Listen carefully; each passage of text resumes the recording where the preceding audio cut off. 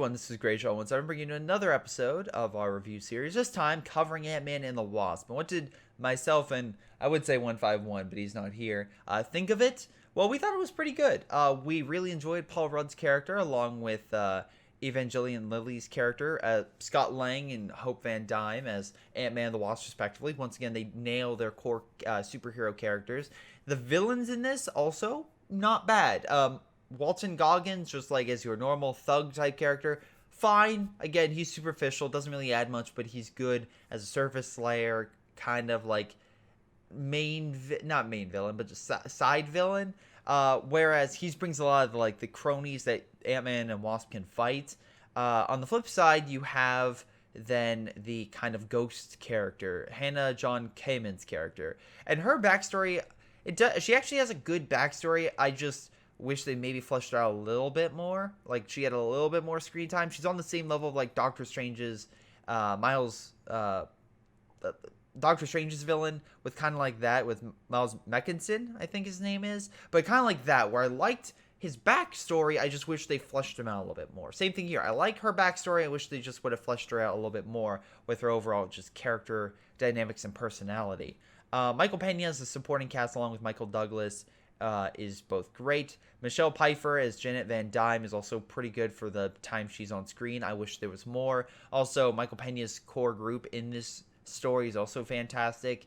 If you're looking for a comedy, this is a great comedy. There's a lot of good comedic beats. Action-wise, maybe it's not as good as Black Panther or Infinity War. There's not like an action sequence that I remember from this.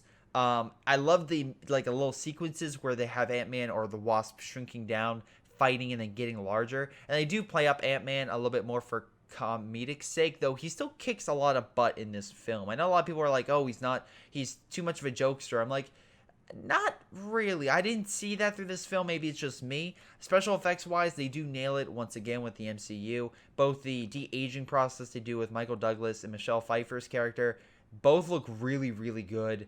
And on the flip side, you also have the effects of like the microverse, which looks really good, the shrinking, which looks great, or the enlarging with, again, Giant Man. But yeah, overall, it looks really, really good. This film does not look bad, I will say. The shrinking building looks great. The ants look great. The thing I will say, though, is there's a lot of like weird plot issues. Like, for example, if you want science, this is probably the most, like, out there ludicrous science thing next to Thor of just how things work. And take it or leave it, that's how things will go. But in any case, other things would probably include, how do I put this nicely? The FBI character, while he can be a bit funny, I just feel like I was hoping for more more gravity with that character. Don't get me wrong, it was funny to see him. It's just, I don't know, maybe it was just a little bit too jokey for my own taste. But again, this is more of a comedy. So if you enjoy comedies, it's going to be a lot better than, let's say, Infinity War or Black Panther. I would say it probably has more comedic beats than Black Panther, at least.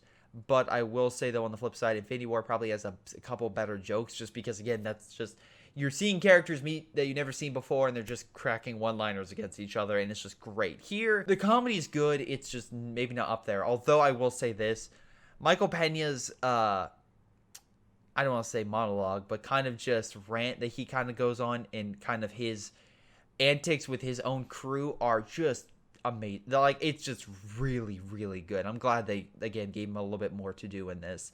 So, overall, what would I give Ant-Man? Ant-Man the Wasp, I would probably give a 7 out of 10. Once again, it's a good MCU film. It's not amazing. It's not terrible. It's an enjoyable thrill ride. And again, if you like, or maybe less thrills, more comedic entertainment. But if you enjoy that, you're going to enjoy this film. If you don't enjoy that, that's fine. Then it really doesn't add a whole lot to the MCU. It does add on Scott Lang's and Hope Van Dyne's characters, so I do enjoy that. It does add in that sense. Plus, it does add a nice little spicy little scene for Infinity War, for the mid-credit scene. End credits, just ignore. For spoilers, the only thing I would say is, once again, I wish they went a little bit more on Ghost's backstory. So I kind of like that. Or I would like to see that in the future. And on the flip side, if they could maybe kind of explain, oh boy, like, okay, so just Janet's whole, like, sequence is just like, it gets to the point where I'm like, this is starting to get weird. Like, she goes to someone, she touches their head, and she kind of fixes them. It's like a Deus Ex Machina moment, and I'm just like, oh, god dang it.